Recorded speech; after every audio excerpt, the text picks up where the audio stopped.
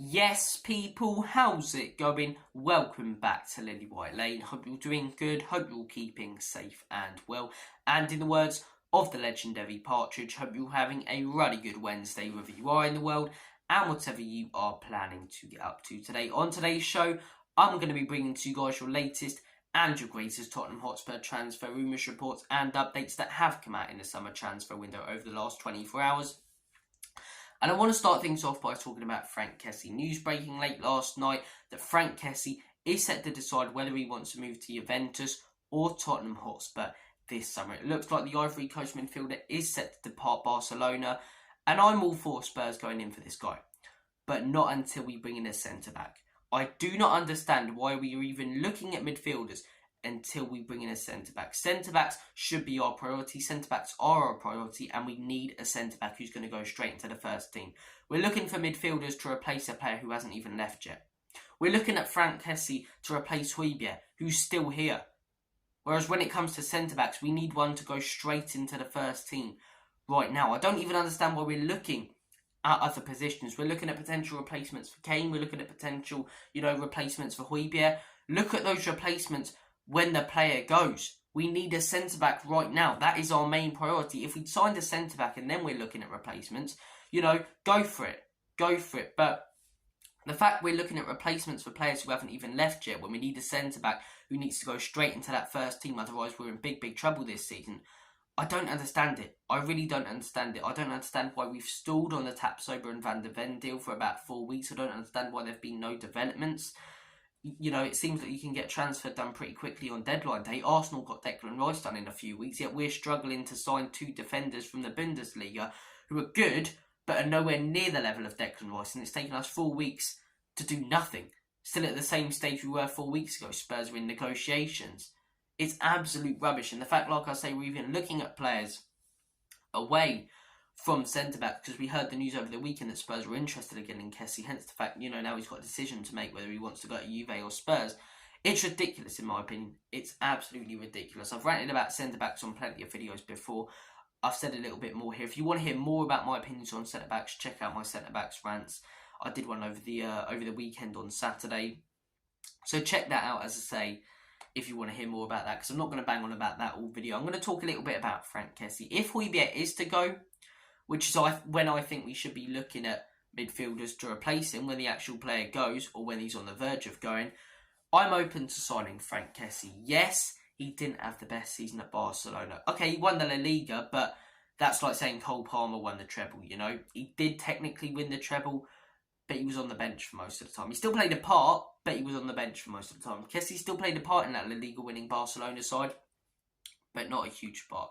No real moments of magic, nothing that made him stand out, and he hasn't got the game time there that he got at AC Milan. And personally, I think that's due to the complete and utter shift of the style of football he's playing. You go from Italy, which is ultra defensive, counter-attacking football, to Spain, which is, all about possession and tiki-taka and passing. Literally 2 completely opposite styles of football. Hence the fact I think it's taken him so long to adapt. He started to really adapt at the end of the season, but it looks like they are willing to move on. And look, I'm open to signing Franck Kessie because I think 15 to 20 million, that's the price tag Barcelona are putting on him.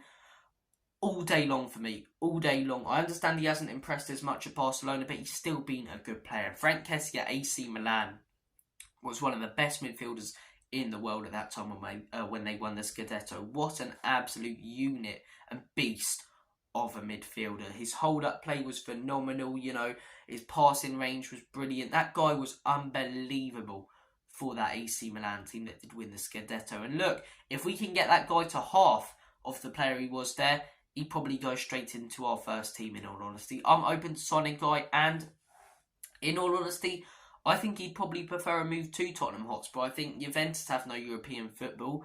We have no European football. So the edge we have over Juventus is the fact he's never played in the Premier League before. And a lot of these foreign players, their dream is to play in the Premier because it is the best league in the world. It's the most competitive. I know people might say, Man City win it every league. But it is the most competitive. You don't get many leagues where teams in the bottom half can beat the teams in the top half any day of the week. And it happens so often. It's barely even a shock when it happens now because every team's so good. So, look, I think we're a more attractive prospect than Juventus, in all honesty. I think they've still got all that financial trouble and issues going on. The club's an absolute mess. They're still trying to resolve all that legal shit.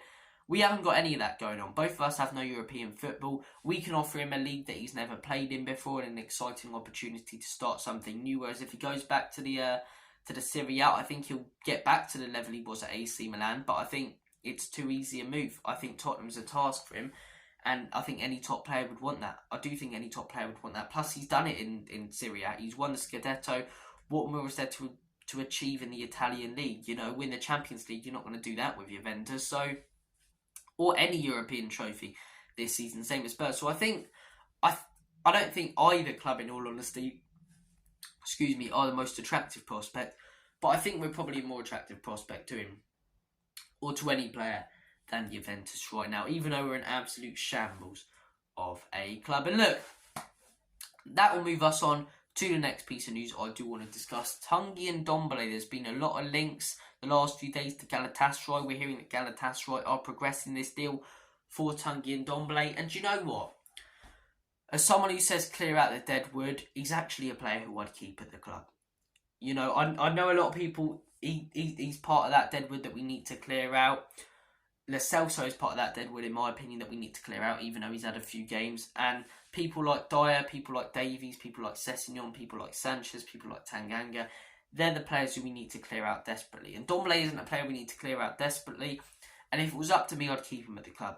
I would keep him at the club. I'd give the guy another shot. And I know a lot of people will be like, really? I think as a sub, this guy can be phenomenal, because what he's lacked, right? This is what Ndombele lacks. He lacks fitness and he lacks work ethic. We all know that. Napoli fans know that. But the guy was phenomenal for Napoli because he was coming off the bench for the last 20 minutes of every game. If we keep Ndombele at Spurs and bring him on for the last 20 minutes of the game, I can't think of many subs better to come on in that midfield, because that guy will come on fresh as anything, you know, fit as anything, because he hasn't played the whole game. And he'll show his potential. He'll show his ability. Because there is no doubt there's no doubt about it. There's no doubt about it. The guy's one of the most skillful players in world football. It's just his work ethic that lets him down. If not the most skillful player in world football. Some of the stuff he's done before at Spurs and at Napoli is phenomenal. It's just his work ethic. So to have the guy as a sub, like Napoli did, I think he could be phenomenal. And I genuinely can't think of much better who could come off the bench with 20 minutes to go and change a game. Because he'd come off the bench, he wouldn't be knackered, and he'd be, you know, bringing out all these skills and flicks and tricks and really progressing the ball forward. I think the guy would be a fantastic super sub. That's just my opinion. You guys may disagree with me. I want to hear all your thoughts and opinions on the transfer rumours we discussed in these videos in the comments. But I wouldn't sell this guy, especially not for 11 million. I'll try and get a little bit more. I think there's more urgent deadwood we need to clear out. If we do clear him out at the end of the day, I am glad that we are at least getting players out, but he shouldn't be a priority to clear out straight away, in my opinion, Ndombele. And if we do keep him, I think the guy could be a fantastic super sub. Not a starter, because he lacks the work ethic and he lacks the fitness, and he'll be out of breath and huffing and puffing after 45 minutes. But as a super sub, look at the job he did at Napoli, man. I'd personally keep the guy. But look, guys, comment your thoughts down below on the Ndombele transfer saga and Tottenham Hotspur going in for Kessie again, and Kessie making a decision. Do you think he'll go, or do you think he'll choose Juve, or do you think he'll choose Tottenham? Comment all your thoughts down below. I do apologise, I can't speak this morning. I don't know what's going on. Thank you for watching this video, though. You guys have been awesome. Take care of yourselves. All the best. And as always, commonly Spurs, Enoch and Levy out.